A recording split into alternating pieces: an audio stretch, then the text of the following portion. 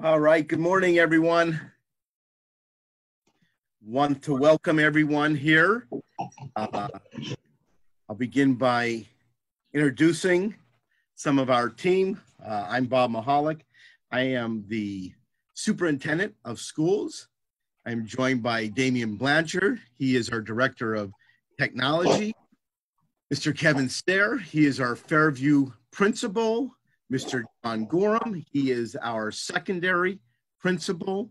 Mrs. Beth Ann Harris, she is our supervisor of special programs. I do see Mrs. Stephanie Otero here. She is my assistant. I see Mrs. Tracy Cormier. She is our secretary to special education, all things special education. And I see Christy Laubach here. Did I say that right, John? Yes. Finally, after a year, Christy is here, and she's one of our teachers, and she's really been assisting us. Today is really just a chance for you to ask us questions regarding our cyber program. If you have been a part of previous discussions, if we met with you individually, if we met with you as a group, if you were a part of the board meeting the other evening, there will be nothing discussed here that you probably haven't heard. You're more than welcome to stay. We just want to continue to try to give everybody an opportunity to ask questions, to have their concerns discussed with our team, so that there's nothing new here. But again, we have a large district, and while we feel that we've communicated with people to the best of our ability, we always know we can do more. And today is about doing more, and it's about again trying to get as many of us together and answer any questions, take your comments and your concerns. We will be posting to Facebook, so those who are not able to attend will get the benefit of hearing your questions and the responses. In addition to that, we're going to do this every day, today, Wednesday, Thursday, and then all next week, Monday through Thursday as well. 10 to 11, if we go over a little bit, certainly we can, but all the administrators here are really, really busy, obviously, again, for the school year. So I appreciate them being here, and I, again, want to give them as much time to do their other work as possible. So the format will be everybody will remain muted, and the only reason that is because a lot of times there's background noise, and we don't want that to interfere with the discussion. So we'll keep you muted. There's a chat box. If you look on the bottom, well, for me, it's on the bottom of my toolbar. It might be somewhere else on yours. There's a chat. You could go in there and you could just ask a question. And what we will have, there we go. Thank you so much, Cindy. And I mean that. And I'll just say, I don't want to take time talking because I can do that. My staff will tell you that. The positive comments we received, they really are, they are so appreciated, because obviously there are some people who, this whole thing is causing a lot of stress, and sometimes the comments aren't as, positive, and we take that. That's part of what we are. But I could tell you that every single comment I get, I think there's somebody else here that this morning sent me a very nice comment. I just appreciate it. It really just, it takes the sting out of, the other comments, and it does. So we appreciate it, but we also know that you got to be truthful, and sometimes your frustration comes out the way it's going to come out, and we don't take that personal. You're part of our team. We care tremendously about you and your kids. So I don't want to talk too much. So what we're going to do, Damian's going to ask the questions. In the case of the first question, he's probably going to answer that question, but we'll all, chime in and try to answer your question to the best. So please feel free to ask any question you like. And again, I thank you so much for making yourself available. So Damian, I think that first question is definitely yours. Thanks, Mr. Mahalik. Yeah, so we're using, most of the devices we have are all the newest lines, the G6s. They're all EE editions. So that's a special edition that we use in the school, so it can allow kids to use different apps and so forth. So we use HP as far as brand. if you were looking to purchase one for yourself, it really could be any Chromebook. There's no major requirements. You don't need to worry about a lot of memory. You don't need to worry about what brand, if it's touchscreen or not. I would probably say, maybe let me recant that. I would say maybe touchscreen is a good idea. We do give touch devices to the students right now because some of the apps require interaction. So if there was any sort of requirements, I would say make sure it's at least a touch screen, and then whatever brand or price range suits you, it will work just fine. And I'll just add to that, again, to Cindy, we certainly are prepared to provide a Chromebook to the students that need them. We are not one-to-one. We are working like mad to become a one-to-one district. And Damien really has been on that mission now for some time, way before this. You know, obviously that's a big, big expenditure. So there's ways, so it's difficult, and we take it in waves. He's been very good at doing that, but we're not there yet. So, you know, I'm going to say, obviously, if you have devices, or if you have the ability to provide a device and it doesn't cause you any financial hardship at all, that's a major, major benefit to the district. But again, if you don't, please, we will do anything and everything we can to make sure your child has what they need. So, Damien, I think we have some more questions. Damien, let me ask you, will these questions, so we're recording, will the general public, when they watch the recording, be able to see the questions? I feel pretty confident it shows the chat, Bob, but I honestly don't know 110%. Okay. So if you can you just please read the question so the public could hear them then? Sure. Okay. So the next question looks like, when can we expect to receive the Chromebooks? I do have a lot of the Cyber Chromebooks completed as of Friday. We had some more enrollments, so we're finishing those. So I think, you know, whenever Mr. Mahalik or Mr. Gorham wants to start rolling those out, we can start rolling those out immediately. I will get with Mr. Gorham today.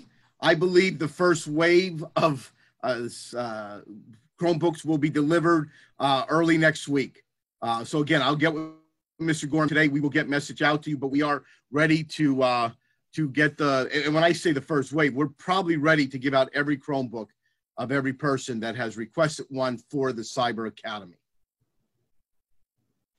The next question is from Lisa M. Good morning. My questions are more about the classes themselves. Will the students have an orientation or instructions on how the classes will be set up?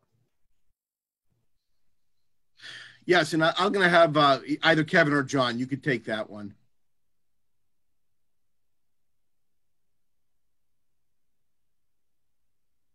Damien, can you open Kevin? Can you open Kevin, Damien? Yeah, I just did. I don't know how he got muted.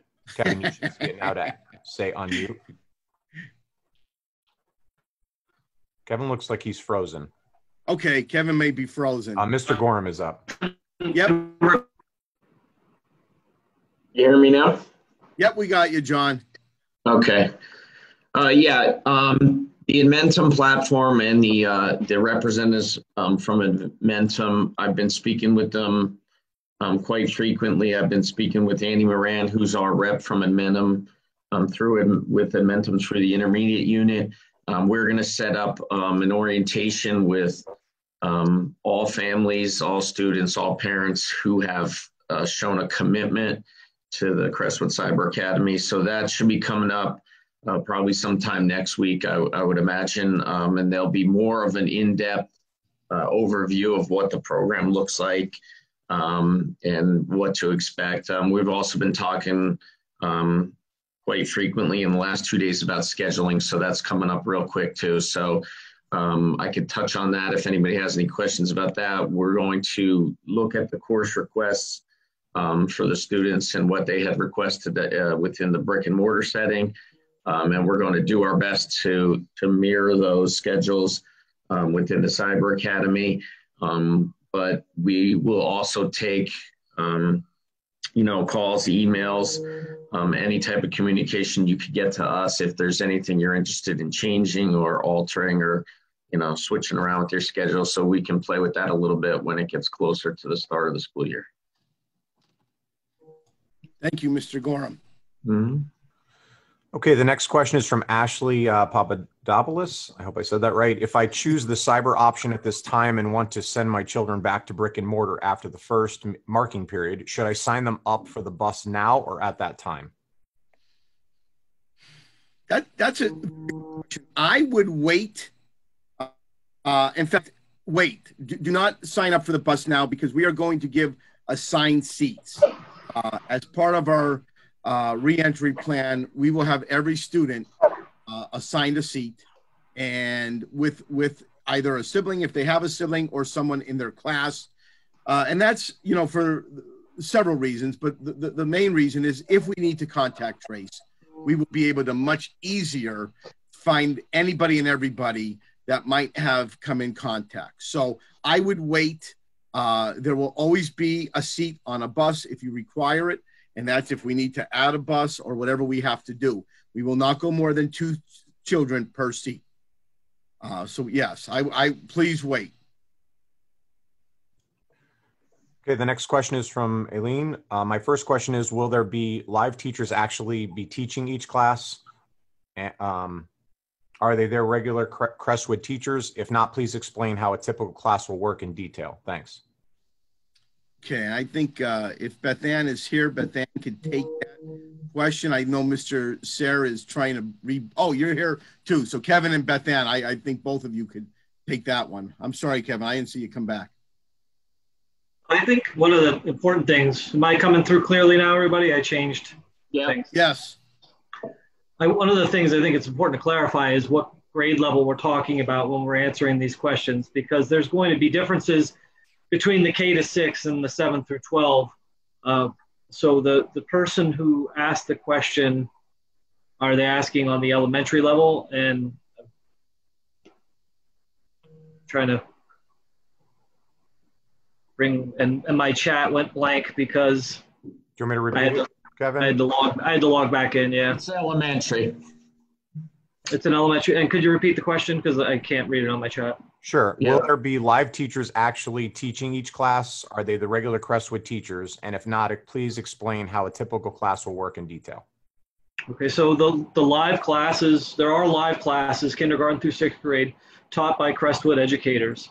We've named the Crestwood teachers to the academy, and we continue to monitor the numbers and make sure that we have enough staffing in place. So yes, every day or daily, there'll be live teaching presence taught by Crestwood teachers, and you will receive a schedule. And again, your schedule is going to vary based on whether or not you're a kindergarten through 6th grade student. For instance, as we're currently constituted, kindergarten has 1 Crestwood Cyber Academy teacher. And that teacher is going to have some flexibility in her schedule because it's certainly, we know it's best practice to meet in smaller groups as well. So there'll be whole group instruction, smaller group instruction. There'll be time for individual instruction. So what it looks like for a kindergartner and a 6th grader are also 2 different things. But the core of your answer is yes, live teaching done by Crestwood teachers. Thank you. The next question is from Cindy Seeger Miller. If school is canceled for a 14-day period, would the students who are attending in person, in essence, just plug into the cyber school, or would they be receiving education through a different platform? I can answer that. Kevin or John? Yes, thank you. Yeah, so we've been talking about this administratively for some time. In the event that schools closed, whether it's a superintendent decision or whether it's the governor that shuts it down for 2 days, 5 days, whatever that time period might look like, we've been training our teachers throughout the summer. We started at the end of last year on the Edmentum platform. So what's going to happen is the students in the brick and mortar setting will transition into utilizing the Edmentum platform, and they will be taught virtually. It's going to look a lot different from what it looked like in the spring of last year when we were closed. There's going to be a lot more rigor to it, and it's going to be aligned to the scope and sequence and the curriculum of the brick and mortar setting currently. So we're in the process of training teachers. As of today, there's teachers here, and we're going to continue doing that all summer. So they won't per se be changing to cyber, but they'll be virtually taught utilizing the same platform, as well as other platforms, Zoom and Google Meet and those type of things. Thank you. Next is Jess Stepansky. What other supplies would be needed? My girls will be enrolled for first grade. I know we have a long list for supplies for kindergarten. So it depends on the way we decide to best utilize our resources. In kindergarten, first and second grade, we're utilizing resources that our face-to-face brick and mortar students utilize as well. So we will have workbooks, we will have materials, and we will have to do materials distribution. As someone earlier mentioned, an orientation, part of the orientation will be to clarify, materials that are needed by grade level, by teacher. There needs to be a meet the teacher conceptual night. Just because we're doing it through cyber doesn't mean you don't need to meet your child's teacher. So yes, there will be resources. We do recognize, especially for our younger students, that's something tangible, print, paper and pencil and pen, well, paper and pencil for them, possibly crayon, is necessary for us to be effective. So part of our process in getting ready for the Crestwood Cyber Academy is to make those determinations by grade level, by teacher, what resources we think are most beneficial in the cyber setting. Thank you. Next is Samantha Wenner. Good morning. I have a first grader at Rice and possibly enrolling my 5-year-old in kindergarten as well. My question is, will they receive the consumable workbooks they would receive if they were attending in person? I'm concerned that especially at such a young age, they need to write with a pencil and utilize manipulatives for math concepts, etc. Yeah, so I'll just extend the previous answer and that I agree with Samantha and what she just said. And we certainly will be doing that.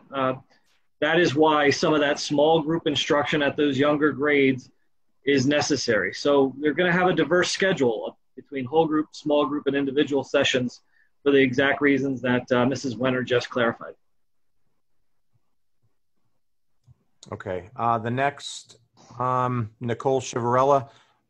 Is there an addition to this question? It says, my questions are more based on the special transportation of certain children on behalf of my mother, Carol. I don't know if there's a follow to that. Well, okay. Hi, Nicole. I hope you and your mom are doing great. We will meet with you individually. So for any family members here and that have children who have special transportation, and I know we probably wouldn't be talking about transportation here, that will continue. They will absolutely continue special transportation. Nicole, we'll be meeting with you and your mom, myself and Beth Ann, and we'll make sure that, again, we're doing everything we can, that the kids are as safe as possible on the vans, that the vans are being disinfected whenever we're done unloading. And I know we'll go through all that, and I know you guys will comply as you do with every single thing that we've asked from you with our relationship. So, but please stay, Nicole, we thank you. But special transportation for anyone that has a child that may use that coming to our school or coming to any other program, that will absolutely continue. The next question is from Cindy Seeger-Miller. Will meal times be staggered if students are eating in the classroom to decrease the number of students who are unmasked at one time, since social distancing isn't possible?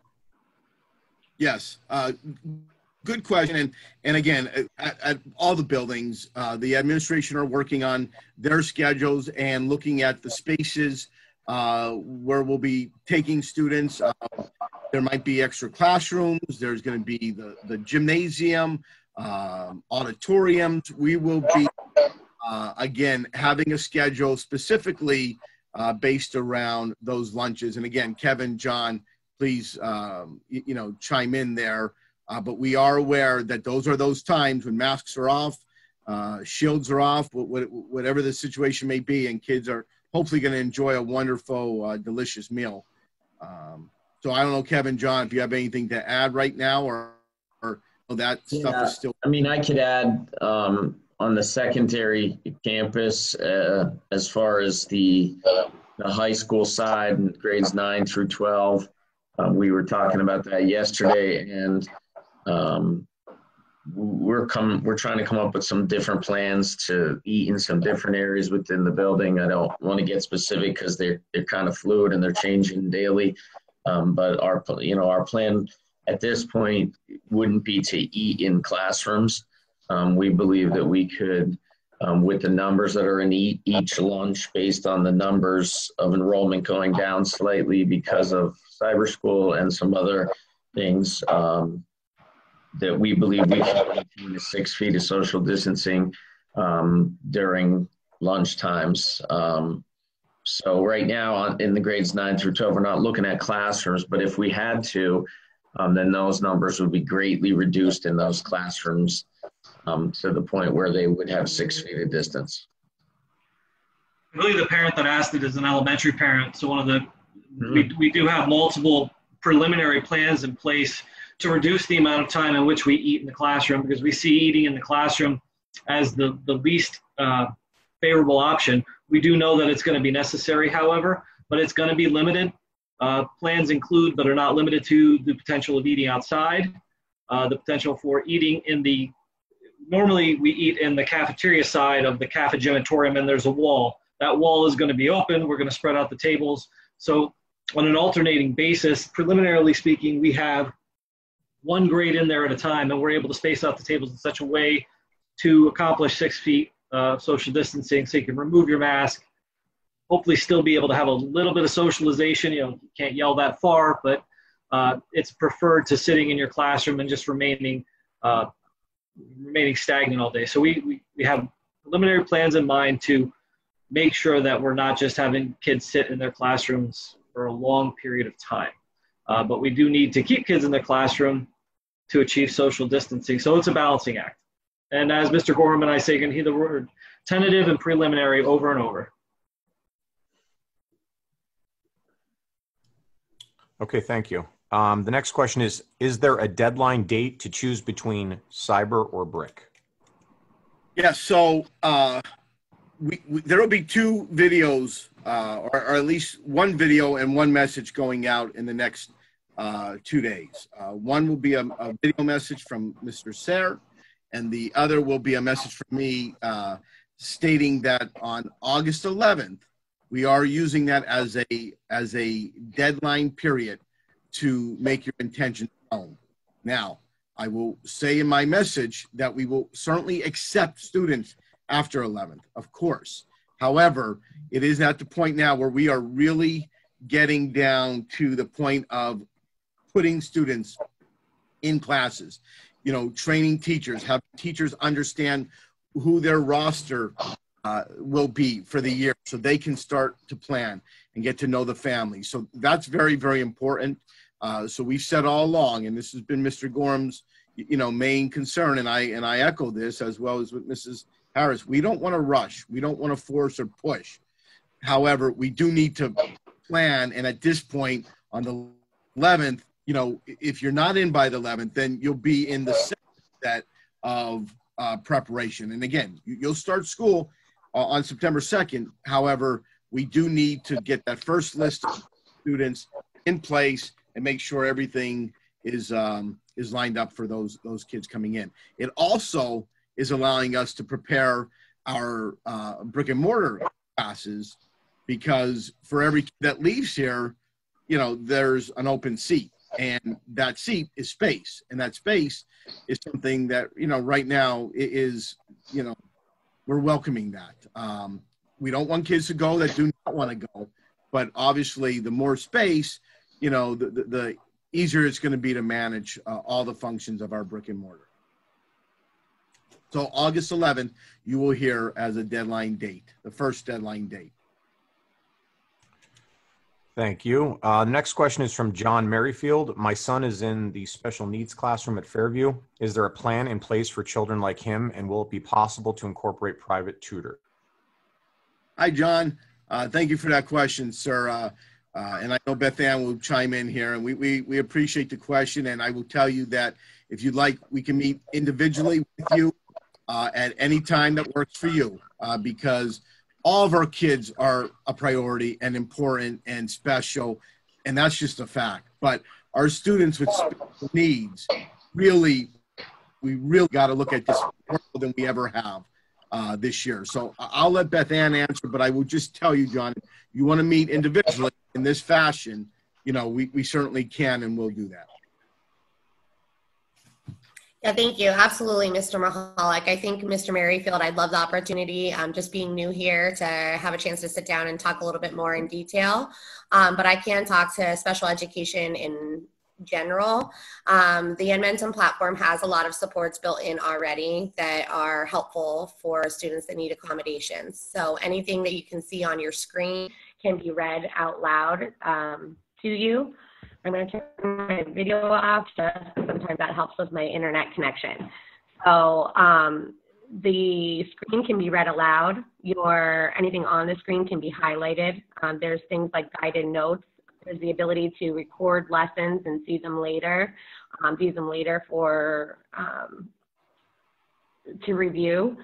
As well, every special education student that signs up for our cyber platform will be assigned a special education case manager that will be tracking and monitoring their pacing and making sure that any of their accommodations or anything that needs to be adjusted with the curriculum is done.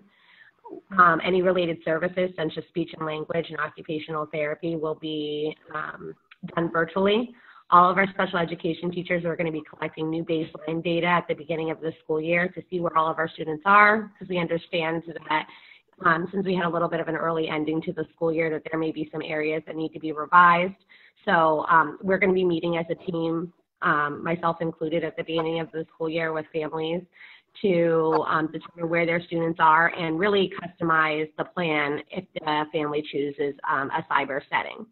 That being said, there are some special education classrooms that by nature, ability to social distance appropriately are, we're in a little bit of a better situation. So some of our classrooms have lower numbers by virtue of the setting. We don't have any students more than, 7 or 8 kids at a time in there.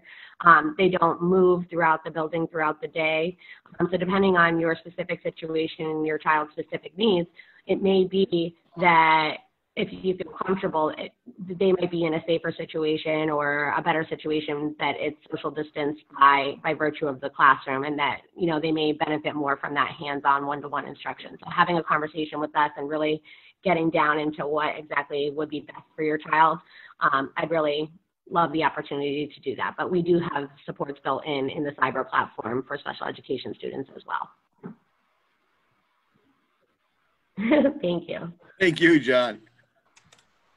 Thank you. Next is Aileen. Is there a plan to orient the kids that go to Rice 5th grade to cyber once they arrive in person to prepare them? I'm sure at some point during the year, the in-person kids will end up cyber for one reason or another. So it's important that we make sure we understand the words that we're using and the meaning that they're given. If our entire school population is meant to go home and learn from home, we're referring to that as distance learning. The meeting that we're having today is for the people considering Crestwood Cyber Academy in lieu of never coming to our campuses. So you have to see that these are two different paths occurring. The distance learning path is similar but not the same as the Crestwood Cyber Academy path. We have distance learning schedules created or in the process of being created. The elementary is at about 95% created in terms of our distance learning schedule, should we need it. And the secondary campus is a little bit behind us, but they'll be ready in plenty of time as well. So we have to educate our stakeholders on that distance learning plan at some point. It would be confusing if we started educating people on that right now, because people would probably think, oh my goodness, we're all going out already. People would misconstrue our message. So yes, we're very much ready to teach in a distance learning format, which would look similar to aspects of the Crestwood Cyber Academy, but they're not the same thing. What's going to be experienced in the Crestwood Cyber Academy is not necessarily identical to what would happen if we go out and have to do distance learning. We draw from a lot of the same resources, But just because Mr. Mahalik and I are both using a table saw doesn't mean that he can have an outcome as good as mine, because I'm going to do it better. So just because someone has the same resource doesn't mean that you're going to have the same outcome. So I know that's a bit of a long-winded answer, but I had to clarify the question first. So yes, if we are able to come in person, there's two pieces of education that need to take place right away in our schools. Social distancing, hygiene, and what is our current temporary new normal has to be a big piece of what we're doing. We have to teach these best practices right off the bat. And then we also have to get ready for the event that we would go distance. So we'll have a plan for that. That's when and if we step foot in person. We have to accomplish those two things right off the bat before we get into our, the curriculum that we would normally teach in a face-to-face fashion. If at any point I don't answer a question, you feel like you need something clarified or restated, please put that in the chat and say, you missed your target there, try again. There's a follow-up here, Mr. Sayre. It's to that question. Thanks for clearing that up. So distance learning could be same as last spring, which was enrichment. Would you please answer that? No. Distance learning in the fall, should we need it, and Mr. Gorham spoke to this a little bit earlier, we'll have 700% more rigor than did last spring. And I throw out a number because we've created these schedules already. And inside these schedules, so a fifth grader, for instance, will have every academic class period that he or she would have in a day at home. He or she will have a schedule, a distance learning schedule. The teachers will be live every day. There will be attendance mandated every day. There'll be assignments every day. There'll be guided practice, independent practice, and assessments. We will grade.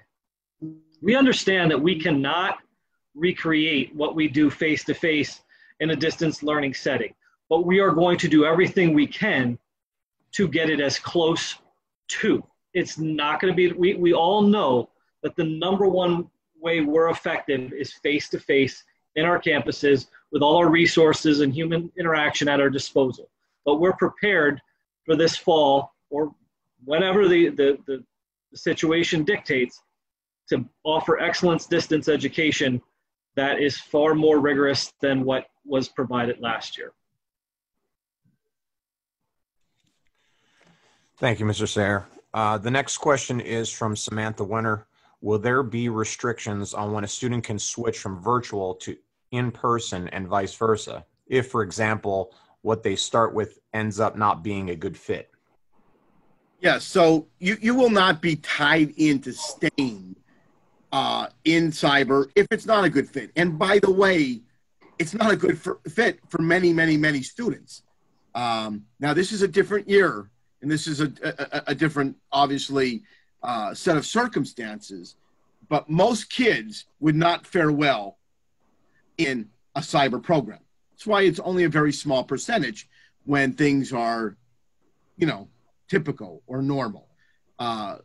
So we would not stop someone from coming in, nor would we have someone that's in school that says, I just don't, there's a lot of restrictions, things are a lot different. You can certainly come into our cyber. When will we lock out? And that's the phrase I'm using. We will lock out if we go into a mandatory close, whether that close is due to myself calling it or the state calling it. Then at that point, you're going to stay put in the program you're in, because the cyber program, you wouldn't leave because there would really be nowhere to come back to, and you will have that consistency. It's going to continue. Your cyber is going to continue without disruption. And as Mr. Sayre just explained, our brick and mortar will go to distance learning. Okay, so at that point, there will be no going back and forth because it would not be advantageous to anyone. Now, the other thing, if we get through and we're April, late March, April, okay, and things are at a point in our country where, it's relatively safe to go back, or at least in the parent and the student's mind, it's relatively safe. I think our discussion would be, we're so far in, there's less than 45 days remaining. It probably is best for you to stay this way until the end of the school year.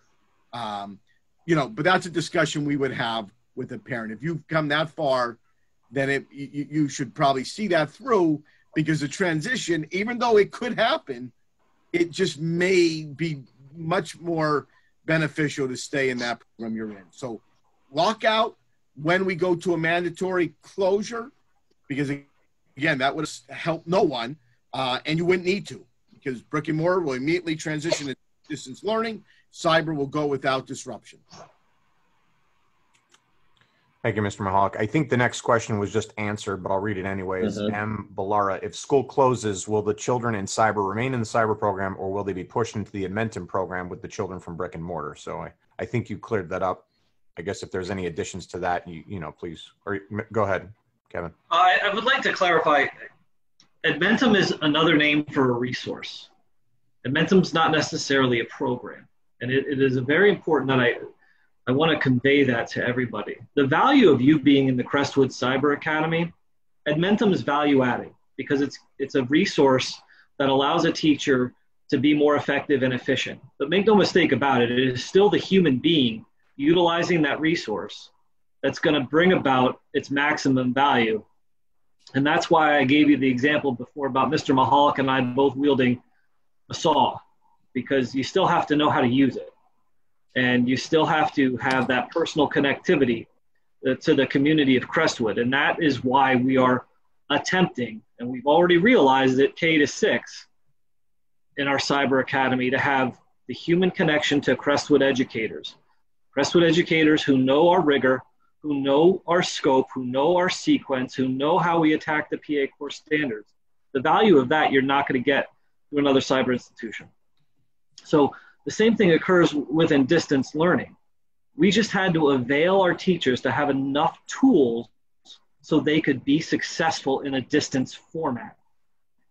Edmentum offered so many logical connections for us, because Edmentum has a traditional cyber thing, which I don't believe anyone on this call is here for the traditional cyber.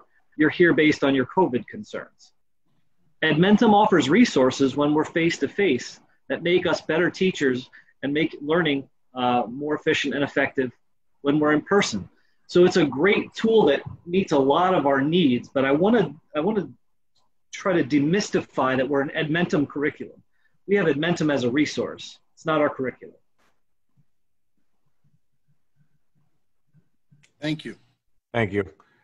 Next question, how will children with IEPs be managed? Different classrooms question?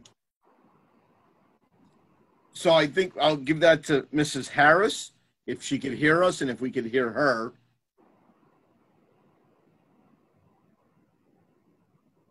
Yep, we got you. It's coming. Okay. Thank you, Damien. I'm going to turn my video just because sometimes that helps. So with IEPs, by virtue of the term, IEPs are individualized education plans. So every student that has an IEP is following their own individualized plan in order to best meet their needs. So depending on the student, their plan may be followed differently in the cyber format. What I can say is that we're going to mirror what was happening in the brick and mortar as closely as possible in the cyber setting. So your special education student will have a special education case manager. If they had speech or related services such as occupational therapy, they will continue to get those. If they had them individual in the school setting, they will continue to get those individual in the cyber setting. Or if they were in a group in the school setting, then they would have a group in the cyber setting. Additionally, if they were included for classes such as reading or math with their typical peers, that will continue to happen in the cyber setting. And if they just have certain areas where they need pull out in smaller settings, that would be what their special education case manager would be for. So it's hard to answer that as a blanket statement because all of the plans are very individual in nature. But what I can say is if you're thinking about a specific IEP, we're going to do our best to mirror what was happening in the school setting as best we can in the cyber setting. And you're going to have a team behind you just as you would at your current school that's going to help you make sure that those things are being followed to the best of our ability. If we need to revise and meet as a team, I kind of foresee that happening a lot moving forward, of us getting together as teams and really brainstorming what kind of things need to be changed or tweaked just to make sure that our students with special education needs are getting everything that they need to be successful. Thank you. Okay, the next question is from Jess Stepansky. For kids enrolled in cyber for activities such as school pictures, would those kids also be included? The goal is to make sure that we maintain the connectivity. We continually say that that is the value. Mr. Mahalik has embraced the concept of always a Comet. Crestwood Cyber Academy means that you are a Crestwood Comet, and that any activity that we can avail you to, we will certainly do our best. So school pictures is what I call low-hanging fruit. There's certainly an easy way to make a schedule that's responsible to have our students inclusive in that service. Thank you. Next question is from Samantha Wenner. Will there be a required amount of time an elementary student has to spend on schoolwork each day in the virtual academy, or is it more self-paced with minimum requirements for login time, work, etc.? I'll only base it off what Samantha said earlier, was that her children, I think, were kindergarten and third grade, if I'm not mistaken. So there are guidelines that we're going to provide our Crestwood Cyber Academy teachers to hit. One of the things that I'm confident of, because I know who the teachers are, they're going to exceed the guidelines because that's just what we do. But to simplify it, to put it into numbers, every content area, we're expecting there to be 3 live teacher instances per week. So 3 times 5 is 15. That's 15 live sessions. But in kindergarten, it's impossible to say that it's going to look just that simple, because I keep going back to there will be small group time. The teacher and I have already had discussion, because for kindergarten, to learn through Google Meet, which we'll use Google Meet, which is similar to Zoom, but goes through our Google Classrooms. It's more effective if you can guide those students when there's only 10 of them on, as opposed to 20. So it is not impossible. I can give you guidance as to the amount of live time that will be there. But again, based on class size, class needs, class performance, you do differentiate, and the amount of live time that a student would have could differentiate based on their ability to do things self-paced and to do independent practice, and what level of guided practice does he or she need. It's impossible to give a canned answer, and a little bit irresponsible for me, because I don't want to give anyone a false sense of too much or too little. The best example, the best statement I can make is your child is going to get precisely what he or she needs if he or she requires more time to be successful. If he or she can be successful with less time, they might be closer to that minimum benchmark than another student. Thank you. Next question is, sorry, I lost my spot here. Cindy Seeger Miller, if a student starts in Crestwood Cyber Academy and wants to transition to live in-person school, what is the process to return to in-person? I think Mr. Gorham could probably answer that best.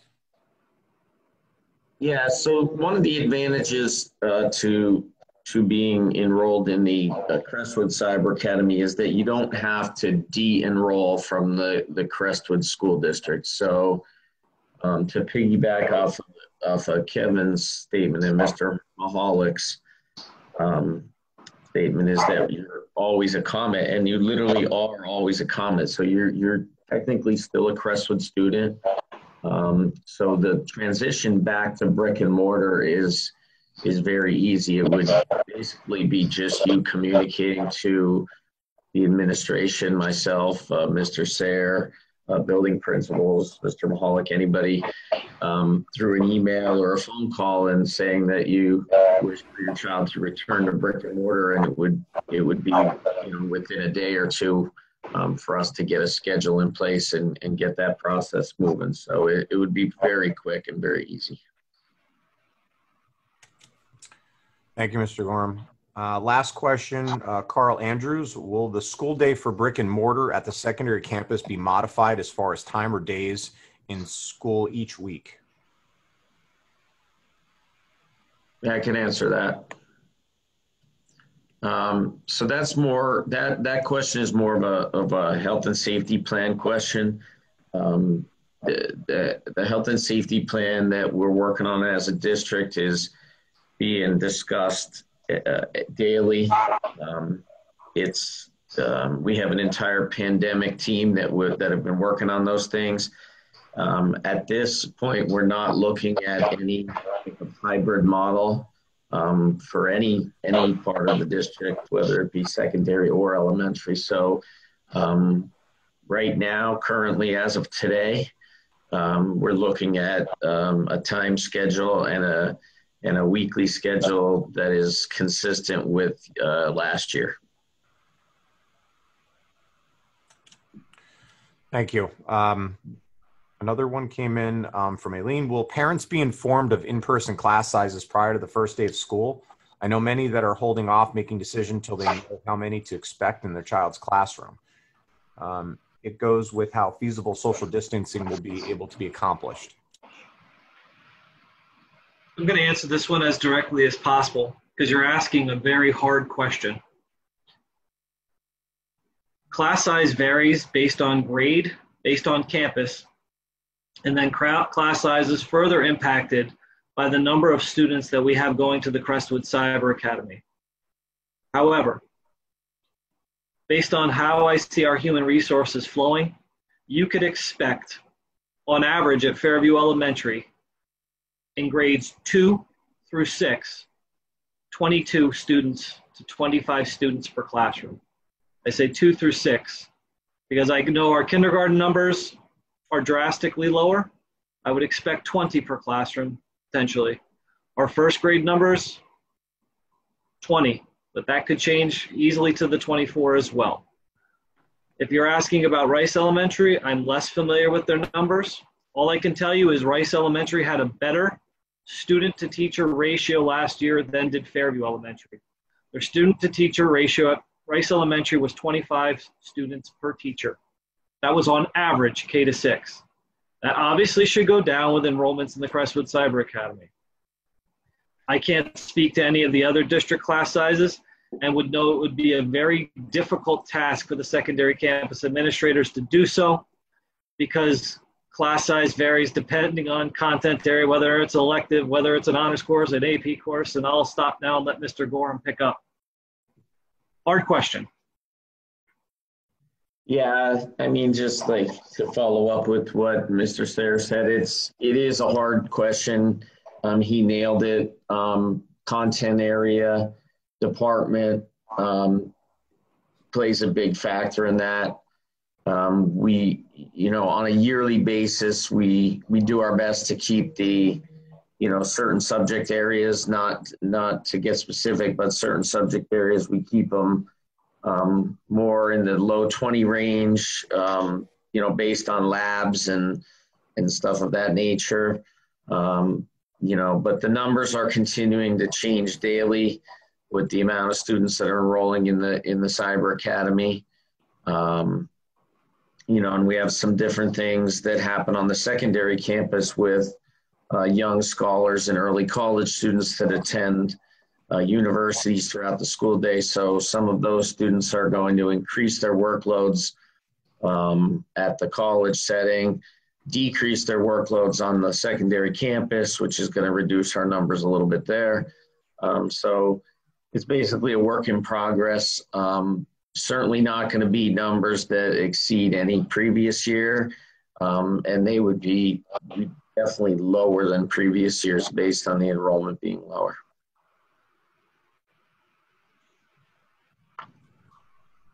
Thank you, Mr. Gorham. I think that answers then the next question that was regarding the 8th grade class size. As of right now, Mr. Mahalik, that's all the questions we have. That's That's wonderful. 10:52. We still have 8 minutes. At this point, this is where we give it to Mr. Sayre. He does his stand-up comedy routine that I'm sure will mention something about my inability to build and and erect things. But anyway, let me say again, we are going to continue these each day, and it's really our desire to try to help you make the most informed decision. We know that the decision is hopefully for you only temporary. And we know that you are so concerned that you don't want to see a gap or your child miss something that they should be getting. And that's why I just have the absolute most confidence in these administrators and the teachers that are on here today and the teachers that aren't on here, but they are just tremendous. And I hope by you hearing them that you feel that same way. And I'm going to just say, and I've said this all along, you know, it's not, cyber is not perfect. It can't be perfect. Even though I believe we are going to provide the best opportunity for your child, there will be glitches. There will be issues. There will be, you know, difficult situations that you're going to call and need assistance to get through. However, understand that that's the same with any transition of this magnitude. But having our staff, our administrators, our teachers be completely vested in this, I don't know that we could ask for a better situation in the worst time. Our goal, our hope is that we all come through this together, continue to be united, continue to be proud to be a Crestwood Comet, whether that's as a parent, that's as a teacher, certainly as the superintendent, as a taxpayer. That's very, very important. So we are going to work through this and continue to work through this. And by no means do we believe we have everything figured out. There is a lot to do, and there will continue to be a lot to do. And I also want those parents who are saying, boy, it seems like there's a lot of, you know, just a lot of resources going into the Cyber Academy. There is just as much, if not more, going on to the brick and mortar. Okay? There absolutely is. Every single piece of components that make up our brick and mortar are being looked at, considered. Food service, obviously our facilities, transportation, classrooms, hallways, the way we come in, the way we go out at the beginning and end of the day. So there's, everything is being looked at and considered. Our goal in the beginning was an option. We needed and wanted to give you an option, one that hopefully did not inconvenience you beyond repair. Safety and the well-being of our students and our staff is at the forefront, and we continue to have discussions and look at literature and data. You know, are face masks okay if a kid's sitting in a seat less than, you know, because I know the face mask is much more comfortable than or at least for a lot of people, much more comfortable than a face mask. So the face shield is much more comfortable. So there is a lot of time and resources that we're committed to that, to making this as good as we can until the day that COVID-19 is, you know, a not so good memory, but one that's behind us and one that's not, you know, really disrupting every single thing we do. So with that, I so appreciate you joining us today. You're more than welcome to join again. And I've got to thank Mrs. Cormier if she's still here. She's setting this up with our special education office. We're going to continue this. You could also reach out. We are trying. I am absolutely trying to get back to you as quickly as possible. I know I have some out there that I have not yet responded to, but I will get to them as quickly as we can. So we'll record. This has been recorded. We'll put it on there. Everybody will hear the entire world will hear that I cannot use a hammer or a saw, but that's okay because Mr. Sayre is going to come over and help build a deck next summer when we're much, much less busy with this stuff. But thank you all. Remain safe. Let us know if there's something we can do. I just so appreciate the support you provide us.